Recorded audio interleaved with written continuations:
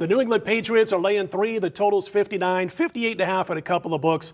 Far offshore from Las Vegas, but for the most part, 59. Welcome to WagerTalk TV. We're talking Super Bowl 51. I'm Scott Spreitzer. He's Bryan Leonard, and we're going to talk a little bit about the side, the total, how to bet the Super Bowl, and things of that nature. And what we've seen thus far in all but maybe 2 books around town in Las Vegas have been 3s, and books have been adjusting, Bryan, the price, the juice on those 3s. We've seen anywhere from $1.25 down to a lower price today, a more regular price or normal prices as of Wednesday morning. I've seen it coming down a little bit. But we did see last week, the first week that the lines were up, we saw 2 books that did go to 3.5, including the Treasure Island. And I heard one interview with the sportsbook director at the TI who said, I want winners and losers. I don't want to hand back money. He made it 3.5 last week. At last check, it was still at 3.5. 3.5 with extra juice, I believe. Yeah, I made the line 3.5. I expected that to be the line when it came out. But when I look over my sheet or my computer screen, the recreational books are looking more towards 3.5.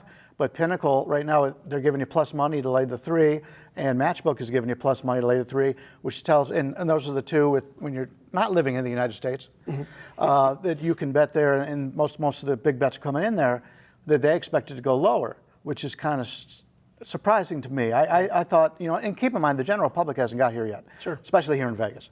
The next 2 days or right before Friday the game starts, is going to be ridiculous. It's going to be crazy, and I can't see it being Atlanta money unless they're playing Atlanta on the money line. They like to play the money lines on that.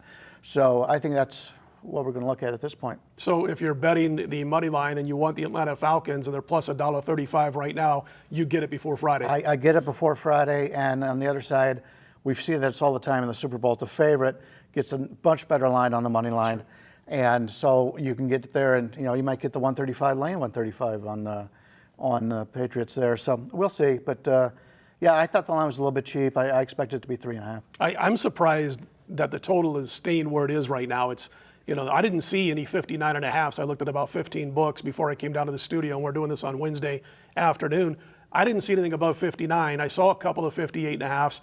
And just based, and again, we're going to have 90% or more of the betting is going to come in Friday through Sunday from the public, but just based on past Super Bowls, I expected this number to go up this last week rather than coming down a little bit or staying, basically standing pat at 59. Are you a little bit surprised about that? Not that I'm not surprised. I just don't think it's happened yet. As we mentioned, most of the people will come in Friday, Saturday, Sunday, and they will bet the over. You've got the number 1 and the number 3 offense basically in the NFL.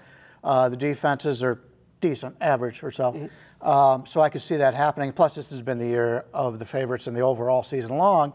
So why would somebody change what they're doing now? So I'm going to wait a little bit. I do like the under in this, but I'm going to wait a little bit and let some money flow in here, especially in Vegas. And if I look at the screens again, I see the sharper books at basically 58 at this point, while you're seeing 59. And I think Treasure Island was a 59.5. I don't know if it was yesterday or today. It might have been today. But that tells you where most of the money offshore is going. What did you make this game yourself? I know you do your own lines. What did you make it? It's probably 56.5, 57. Yeah. The thing is with Atlanta, they've had the best offense in the first half in basically NFL history. So they've gotten off to real big starts. Or they go up against real big starts against weaker teams. It's tough to do. New England is one of those teams, one of the few teams that can actually trade points with them. But I don't think Belichick's going to want to do that. I think he's going to want to establish and run a little bit. You don't want to trade points with this Atlanta offense the way they played this year. I think he's smart enough to do that. And Atlanta doesn't stop the run well, and that's going to help an underplayer. Yeah, about this game itself, and I know you're going to have an opinion probably after the lines move a little bit more opinion. As you just said, you're going to wait and see if that total goes up, as we believe it should. Over the next couple of days, at least Friday, Saturday, and Sunday. Is there any quarter play that you do? Is there, first, second, third, fourth quarter betting? Have you looked at those numbers yet? Actually, if you can bet the first quarter under, I think that's a really good bet. I don't think the Patriots have scored a point in the last 6 Super Bowls in the first quarter. But you've got an Atlanta team that I said it's really good in the first half. Sure. But we'll see how that goes. But I think the first quarter is really a nice bet. That's the one I was going to suggest, is the under in the first quarter in Super Bowl 51. Hey, don't forget about Thursday nights. You tune in to SB Nation Radio and you get me, you get Marco, you get Matt Holt. You listen anyway, but you're going to get all three of us along with a few guests from Wager Talk. We've also got an Atlanta Falcons writer who's going to join us this week, and he's going to talk a little bit about the Falcons angles and what they can try to exploit from the New England Patriots in this week's Super Bowl. That's Thursday nights. If you want to listen live, it's 8 p.m. to 10 p.m. Eastern Time on SB Nation Radio, a station near you, or check out the archive late Thursday night, early Friday morning at WagerTalk.com. Don't forget, we've got more videos to come all week long, both from football, college basketball. All the guys from Wager Talk, stick around for more.